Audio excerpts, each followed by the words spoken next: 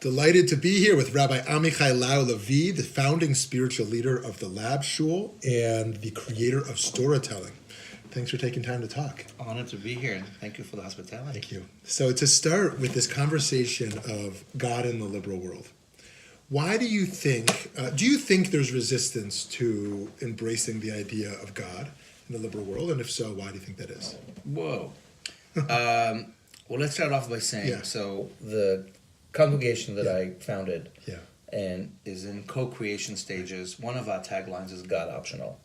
And I came up with that because I realized that so many people in my world and in our world, whether they're Jewish, Jew adjacent, seekers, rejectors, once a year, holiday show-uppers or whatever, the G-O-D word is allergy provoking.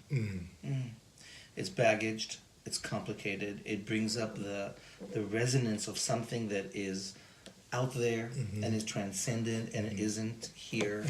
It doesn't feel like what in some ways other words or other synonyms could make it feel like. So the word itself, forget the theology for a moment, just the marketing. I feel is complicated. Now, I'm also ESL, right? I didn't grow up with English. So God always felt like something very goyish. But the more I work with people in New York and in my communities, as I traveled, and people are saying, look, I want spirituality. When it rains on my parade, when I'm having a beautiful moment, when there's a sunrise, a sunset, a birth, a death. But I don't have a vocabulary for it in many ways. And the vocabulary that I grew up with, whether I grew up conservative, reform, orthodox, all the above. Hear, O Israel, the Lord, God, it's just, that wasn't working. So the branding shtick was, how do you reframe it? So we at Lab Shul went with God optional, meaning, I don't know what you believe in, or don't believe in. I am willing to bet that if we sit quietly and embrace presence, and you breathe, and you focus, and you feel awe, mystery, half the work is right there. And then let's talk about reconstructing the language. So we took G-O-D out of our liturgy. We use source, we use infinite, we use mystery, we use being, we use existence. There's no God, there's no G-O-D. And people are saying, oh, actually, that little trick is inviting me into the experience of being present and therefore open to something that I've been deprived of, but actually I'm built in to receive. How do you think being Makabel, that experience, can transform someone beyond that experience? I mean, when you see someone who goes down that path of opening up to the wonder, to the mystery, to the being, to the presence, how do you see that? How do you sometimes see people change based on that? I mean, I'll speak about myself, right? Which is all we right. can really do. Yeah, right. I feel like my journey from someone who was a teenager who grew up Orthodox and then realized that I was gay and had a huge issue with God and with Torah and with halakha. It was like either or. Either God's right and I'm wrong, or I'm right and God's wrong. And as a arrogant Israeli teen, I was like, well, I'm right. So clearly God and Torah and halakha is wrong, and I'm not an abomination. So I threw out the baby and the bathwater and the bathroom and the whole shebang. Which is probably the common experience, right? That's correct. And I think most of my peers and many people we know just left and did not look back. For many reasons, I began integrating. And I was looking for ways of doing the Eretz and then Torah and culture and theater and story, and my soul needed something. And eventually the integration became that the spiritual work, but not the religious work, the claiming of meditation and the claiming of mindfulness led me into the possibility of appreciating the Judaism that I grew up on. And then the trick is, how do you move from you have to, from chiyuv, to you want to, to ahava, not yirah, which is what I'm working on. I think a lot of us, that's really what we're working on in an age where no one's going to make you. How do you, how do you, I say, like, how do you want to get up? Yeah. Right? Because you have to want to do it. Right. And take on chiyuv. Right. But I consider in my own life taking on my morning meditation, tefillah. Yeah. Being more attentive to the deeper dimension of being. Yeah. That also happens with being older. Right. It happens Right. when you Right. become a father. It happens Yeah. when your heart breaks Yeah. several times. It happens when you lose a parent. Mm-hmm. It happens when you live through political turmoil Right. and look for ways to find solace and to Yeah. float on the stormy sea. Then that which is mystery, divine, that requires you to be a little humble and Yeah. quiet and patient Yeah. shows up. And then I think what one sees, I hopefully in my own life, Yeah. and in that of others, it makes us Yeah. more humble, Yeah. makes us more present, Mm-hmm. allows us to be more helpful, and ideally happier. Yeah. With a sense of, okay, Right. here I am, hey Nanny. How would you describe some of your own, maybe you've done it already, your own personal theology? And how do you bring that in as well? So that's a whopper. My father, of blessed memory, died about 4 years ago. He was a Holocaust survivor who left the camps at the age of 19 and decided to remain Orthodox. They were Hasidic before Yeah. war, but never quite dealt with the theological questions and with the deep implications of what is faith, as many survivors. And I grew up with him as a modern Orthodox Jew who would daven every morning and everything was done. And when I took my kippah off, he was devastated, and my stopping to put on tefillin was horrible. But he was never a spiritual role model. Towards his death, his last years, I had the honor of interviewing him on faith during post-Shoah, why he chose to remain religious, where he was with questions of God. It was his idea because he was basically home and depressed and going to dementia. Wow. And I asked him, do you have any unfinished business? Yeah. And he said, I do. I have a few questions for you know who about you know what. So I spent a few months interviewing him, and that ended up being a little booklet that was published by me for his first Yortzeit, and it will one day be in English. It's in Hebrew. That made me question and made me really read a lot of theologies and theodicies and what people are saying about it in the Jewish and other worlds. So on one foot, the most compelling theological response that I found to where is the divine when it is awful is from the only woman contributor to the fat anthology that you might have, called Wrestling with God, which came out in the 90s or 80s. Right. So 99% men, one woman writer, Melissa Lafayette, a theologian in England now, who says the following. She says, Rubinstein and Wiesel and these guys were right. Cohen, God died in Auschwitz. But the God that died in Auschwitz was the patriarchal, biblical God of Hayam Shemo, the conditional God, the Tata up in heaven. If, then, right? Long beard, judgment, patriarchy. That biblical God can't be justified after Hiroshima and after Auschwitz. But, she says, that's only half the story. The other half of the story is what did emanate and emerge out of the ashes. She interviewed survivors, women and men, and she asked them, did you have a moment in which you felt God? Did you feel Spirit? And according to her, the answer most people gave was yes, when someone else looked me in the eye. When an inmate or a prisoner or a friend or a stranger saw me, and there was chesed, there was kindness, I felt God. So she's saying the divine that emerged out of that horror is the Shekhinah, is the divine feminine. It's chesed, it's panim el panim, it's face to face. It's not the God up there, it's the divine here. It's the immanent, and it's the human manifestation of the divine. And Shekhinah, 1940s, 50s, 60s, feminism, everything we know about Judaism is changing because of women and feminine and queer and body and family. So my theology, she calls it theology because it's not feminine theology, is swimming in those waters. And the divine that I connect to from a young age and now in a more conscious way is not necessarily a feminine, but it's way more in the Shekhinah, you know, in the Ezrat Nashim section than in the boys' world where I grew up. And I think this notion of Shekhinah as the imminence of Chesed is something that people are resonating with in a way that we're hungry for and feels helpful. Right. So it feels like we almost, many of us who came from a traditional framework, almost have to become atheists to kind of reject the God that we may have inherited in order to actually discover something deeper.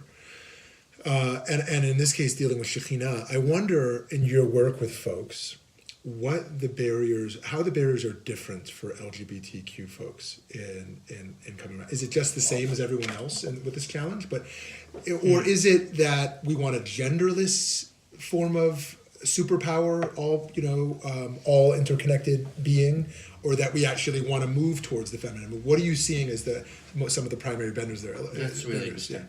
So there's this whole notion of queering tradition.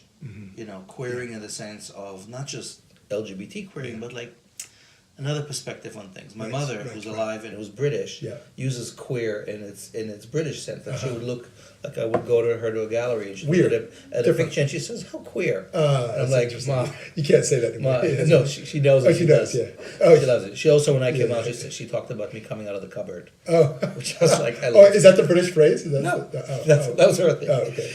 But so I am finding, first of all, I'm turning 50, and I'm now working with a lot of people in the LGBTQI world who are in the 20s, and it's like, oh wow, I'm old. Right? There's a different set of assumptions and needs and vocabularies.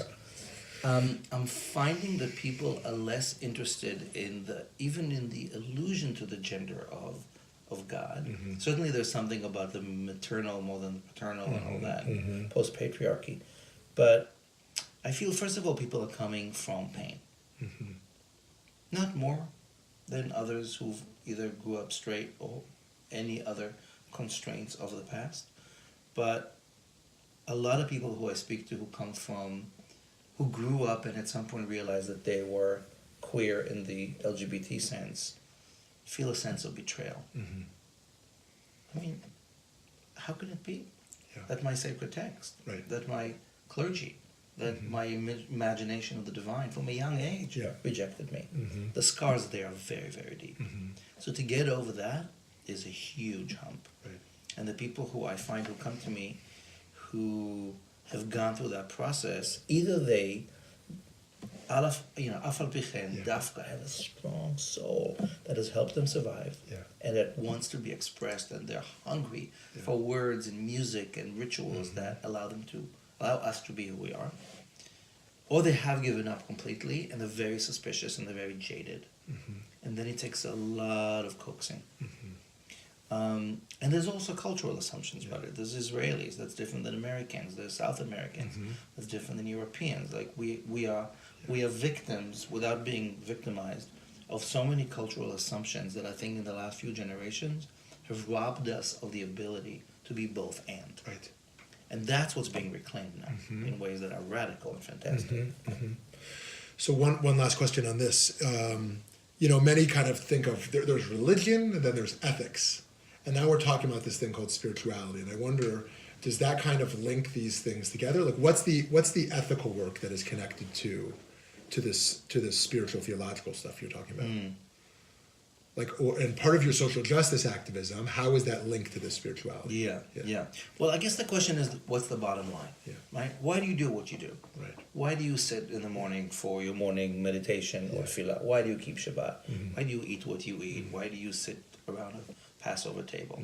So the answer that I grew up on, which was the bottom line, is Jewish. You're here to perpetuate Jewish. You're here to serve God. And you're here to make sure that Judaism continues. And you have to. You're obligated. That's not my bottom line. And that's not the bottom line most people I know and serve want. The bottom line is be a human. Maybe manifest divine will by being fully human and be a full mensch self. Serve the world. Serve the other. On one foot. Love other as you love yourself. Be in the service of other. So everything we do, from how I meditate in the morning, or why I stop for Shabbat to recharge my energy and be alive for the moment and for each other, and what my Passover will be like, or what is the reflective moment of Yom Kippur, or why and how I do, charity work, or who sits around my table, is already translated to that combo of Torah and Derech Eretz, right? Wisdom, Jewish wisdom, in the service of how we walk our talk. Right. So for me now, one without the other is like, what's the point? Right. Like, what's the end goal? Yeah. And I realize that in the Jewish world, that is not, you're nodding and, we're on the same page. But for so many people we know and work with, including family and friends, it's like, no. The bottom line is, be a good Jew, right? Perpetuate Judaism. Right. And I was like, it's just never, never. It doesn't strike me as the real purpose. Yeah, right.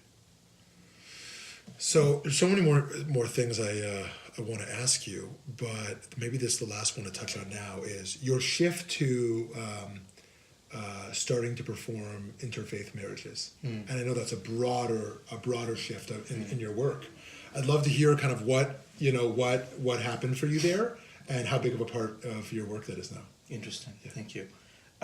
So, I came to the rabbinate through the back door, maybe, by doing theater work and education work throughout my 20s and 30s, and my slogan was "Artists are the new rabbis," and my theater company, Storytelling, was about talking back to the Torah, and we created ritual space that was not synagogue and not rabbinic, and therefore attracted so many different people who were seekers. Jewish, not Jewish, in relationships. Yeah. And slowly what emerged out of the theater company and our friends and fans was a community, and then a congregation. And I kind of morphed from the spiritual, artistic director into someone who says, actually, maybe that genetic rabbinic thing I have, maybe it's time to activate it. So before I turned 40, I took time to really ask the question. That's just a decade ago. And then I decided that the rabbinate is the way to go, and I decided to go the conservative route, because having come from orthodoxy and then embraced flexidoxy, conservative felt like philosophically where I feel respectful of both halacha and agadah, where I came from and where I want to go. Knowing that the one obstacle to me being completely on par with the conservative movement was its stand on intermarriage. I was so impressed with the way the conservative movement handled the ordination of gay lesbian students, which is why I could join JTS. On the notion of intermarriage, so many of my friends, family, my own relationships, but with people who were not Jewish, who were curious, who leaned in many cases participated fully in Jewish life, often raising Jewish children, and for a number of reasons not converting to Judaism. Because they don't believe in God, because their parents are alive and they're evangelical Christians, because they are cultural, because they want to do both. And yet they show up. And so I've been asked about this again and again. And when I went to JTS, I agreed to put on hold any officiation or conversation about interfaith and intermarriage until I finished school. And then my thought was, I'm going to deeply study this issue. I know there are halachic creative solutions that are not either or, that are both and. The one that I found, and I waited until after school so I can really spend time devoted to it, was that there's a historical status in our history. There's a status called Ger Toshav, loosely known as permanent resident, not a citizen. We know that in the Greco-Roman days, these were not huge numbers, but there were numbers enough that the rabbis created a status with some privileges and some obligations. We know that in more urban areas, they were known as the pious ones, Yirei Hashem. There were donors, there were participants in culture, marriage questionable, maybe children of, it was a much smaller thing. But there's a halachic precedent, an historical precedent. So I was curious about what happens if we translate that prior construct to today's reality. I spent a year researching this, came up with something called the Joy proposal. Joy meaning someone who's a Jew and a Goy, both. I can tell you, not for now, the story of how Joy came about. The first wedding that I officiated was between a gay couple, one born Jewish, the other not, both of them devout spiritual activists in the Zen world, who wanted me to officiate their wedding. And they were dear friends. Saying no would have meant so many awful things, including them walking away from being part of Lab Shul because their hurt would have been real. Yeah. And so for them, I came up with joy. I proposed it to the conservative movement that is not ready for these solutions yet. I believe the time will come for more creative both ends. But for me, it was a way to walk the talk of being in the world, of having my eyes wide open of who's there, inviting people in, and not giving up on the commitment to have deep investment in the Jewish enterprise. I officiate weddings between Jews and Joys when they agree for at least 6 months of working with me on asking what is important for them, Jewishly, humanly, sexually, financially. How do they build a home? The ritual is primarily Jewish. I do not co-officiate because I think if they want me to be there, then I'm representing the Judaism they want to embrace. And I invite them for a conversation about what does it mean to live, not just to get married, with Jewish and. I've said no to several couples who wouldn't answer to these requirements. And I say yes when it feels right. It cost me my participation in the rabbinic assembly of the conservative movement. I'm lucky to have many other friends and colleagues, and I think we will need to figure out how we respond with an open heart to the growing numbers of people who choose both and over either or. I think of you as one of the unique souls of our generation, really, who is an innovator and reinventing yourself and journeying and really leading us towards a place of spirituality that's connected to social justice. It's about inclusion and redefining our Jewish communal infrastructure. So you should have just a lot of bracha and hatzlacha in your continued work. Thank you. I'm honored that's coming from you, who's a giant in making things happen. Thank you so much.